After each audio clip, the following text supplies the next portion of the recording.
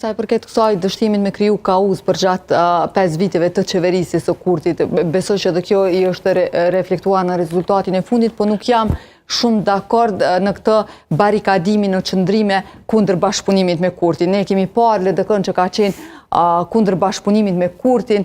për gjatë një vitit tonë, dhe konsistencë më të madhe unë nuk kam parë për një subjektit politik të cilët nuk kanë ndryshuar qëndrim për gjatë gjithë vitit. Madje ata kanë pas barikadim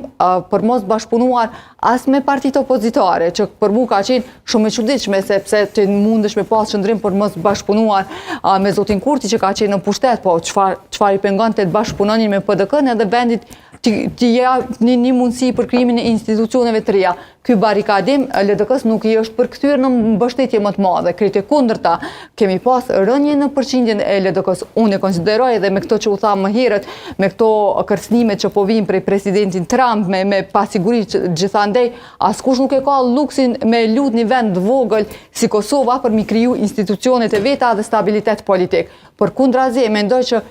qytetarët do pëlqejnë ose do të mbështetin shumë më shumë një subjekt politik